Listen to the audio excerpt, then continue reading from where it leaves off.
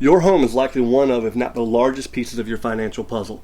It's also the central hub of your family, and selling it is a legal, financial, and emotional decision.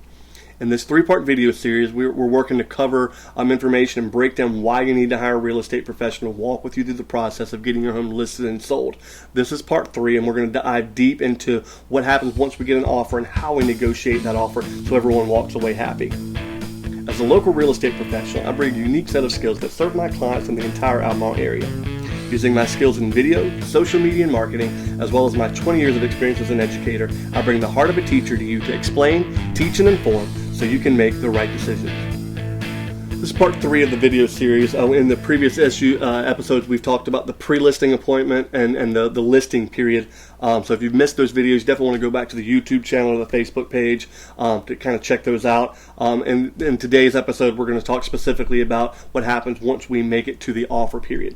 Okay, so we fixed up your home, we've marketed it to buyers, and we finally have an offer. Remember, everybody in this transaction really wants the same thing. The buyers want the house, you want to sell it, the agents want to earn their commission, even the lender wants to get it to closing. We are all in this together, we're a team. Everybody may be looking out for different portions of it, everybody maybe wants something a little bit different, but ultimately everybody wants this house to get to closing. So we're going to have to do everything we can to work together to make that happen. Here's how the offer process works. The buyer's agent presents me with an offer from their client, and I present that offer to you. We negotiate, or between you and I, we would talk about it. We would figure out what's the best way that we can get this thing from your home to their home.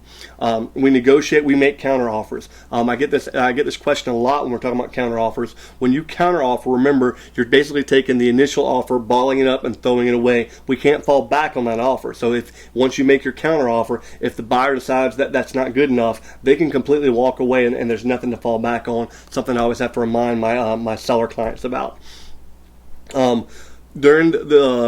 Once we get the offer accepted and both sides are happy, we're in what they call the due diligence period. This is where the buyer is going to want to do their due diligence to make sure this is the home that they want. I refer to this in a shopping experience connection.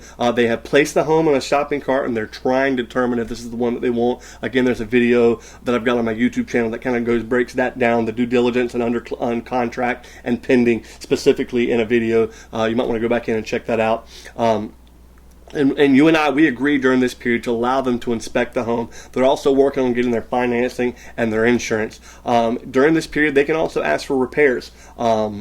This is they may put some money put forth. They call it earnest money or due diligence money. Those are two different things to make sure they have some skin in the game. Also keep in mind that the buyers are also paying for all of their inspections.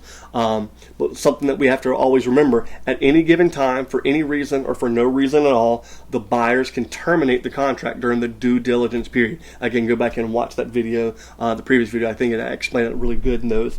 We'll also talk in a later video the difference between due diligence money and earnest money, and how that may affect you as a seller. Okay, once we were done with the due diligence period, we go into from under contract to pending. Before closing, we're going to get all of your items from the house and allow the buyers to do a walkthrough.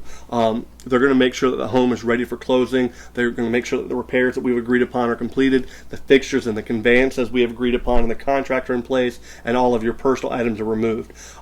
It's fairly common practice for you as the seller to sign all the documents ahead of time. That's fairly common. At the closing table, the buyer is going to sign the title, and the attorneys register the transfer of the title, and the buyers sign and finalize their loan. The deed is then recorded, and they hand the keys of your house to the new owners, and a closing check minus the commissions are subtracted and returned to you, you as the seller. There's a lot of work and a lot of moving parts. As your agent, it's my job to make sure all of that works according to the plan and everyone stays happy and calm and cool as possible. Remember, as your agent, your seller's agent, I'm here for the entire process. This is what you are paying me to do for you. Get it from your house or your hands to their hands. Sometimes on my job I have to be the bearer of bad news. Sometimes I have to be the coach, the teacher, the home inspector. There are many hats, but ultimately my job as a real estate professional is to make sure you are always informed and confident so that you can make the right decisions. that's the end of this video series. I want your feedback. I want to know what information you may find helpful and useful and beneficial. I'd love to find out if you enjoyed this video series and what I can do to improve upon these videos in the future. You can always ask me anything real estate related. My job as an agent has loved to add value to the lives of my clients and to the people in our area. If you know someone who's looking to buy or sell their home in the near future, mention my name to them, point them into the direction of my YouTube channel, my Facebook page.